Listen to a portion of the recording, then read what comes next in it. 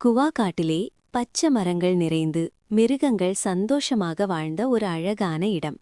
அந்த காட்டின் பெரிய மரத்தின் அடியிலுள்ள ஒரு குட்டி வீட்டில் ஒரு குண்டு குண்டான முயல் குட்டி பிறந்தது. முயல் என்றால் வேகமா ஓடும் சுறுசுறுப்பான மிருகம். ஆனா இந்த முயல் குட்டி பிறந்த நாளிலேயே கொலு கொலுன்னு இருந்தது. அதை பார்த்த எல்லா மிருகங்களும் சிரிச்சுக்கிட்டே இருந்தாங்க. இப்படி குண்டாயிருந்தா எப்படி ஓடும் என்று பேச ஆரம்பித்தார்கள். இதை கேட்ட முயலின் அம்மாவும் அப்பாவும் கவலையாயிட்டாங்க. நம்ம குட்டி இப்படியே வெளியே போயிருச்சுனா காட்டு மிருகங்களுக்கு எளிதா இரையாகிடும்.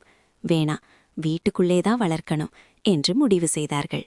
அப்படி வீட்டுக்குள்ளே வளர்ந்த முயல் குட்டி வெளியே போய் சுதந்திரமா விளையாடணும்னு தினமும் ஆசைப்படிக்கிட்டே இருந்தது. காட்டையும் மரங்களையும் பறவைகளையும் தொலைவில் பார்த்துக்கிட்டு ஒரு நாள் நாமும் அங்கே விளையாடுவோம் என்று நினைப்பதாலே மகிழ்ந்தது. அந்த நேரத்தில்தான் ஒரு நாள் ஒரு புறா வந்து அந்த பெரிய மரத்தில் கூடு கட்ட ஆரம்பிச்சது. அதை பார்த்த முயல்குட்டி சின்ன சின்ன குச்சிகளையும் நாணல்களையும் சேர்த்து கொண்டு புறாவுக்கு உதவி செய்தது. புறாவும் அதை கவனிச்சது. இந்த முயலுக்கு நண்பர்களே இல்ல, இனிமே நான் இதோட நண்பனாகணும் என்று மனசுக்குள்ளே நினைத்தது. அந்த நாளிலிருந்து புறாவும் முயலும் நல்ல நண்பர்களானார்கள். ஒரு காலை முயல்குட்டி தூங்கி எழுந்து வெளியே வந்தது. வீட்டு வாசலில் என்ன தெரியுமா? அழகாக ஒரே வரிசையிலே பச்சை இலைகள்.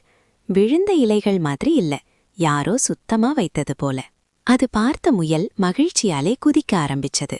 ஒவ்வொரு இலை மேலும் துள்ளி ஓடி விளையாடியது. மறுநாள் எழுந்ததும் அதே மாதிரி புதிய இலைகள். அடுத்த நாளும் அப்படியே. முயல் குட்டி அதை இலையோட விளையாட்டுன்னு நினைத்தது. ஆனா அந்த ரகசியம் புறாவுக்கு மட்டும் தெரியும். அது வெறும் விளையாட்டு இல்ல, உடற்பயிற்சி. இப்படி தினமும் குதித்துக்கிட்டே இருந்ததால் முயல்குட்டியின் உடல் மெதுவாக மாறத் தொடங்கியது. குண்டு உடம்பு குறைந்து வேகமா ஓடக்கூடிய ஒரு சுறுசுறுப்பு முயலாக மாறிவிட்டது. அதை பார்த்த அம்மாவும் அப்பாவும் ஆச்சரியப்பட்டார்கள். நீங்க நல்ல நண்பன் கிடைச்சிருக்கு, நாங்க கூட இப்படி நினைக்கல.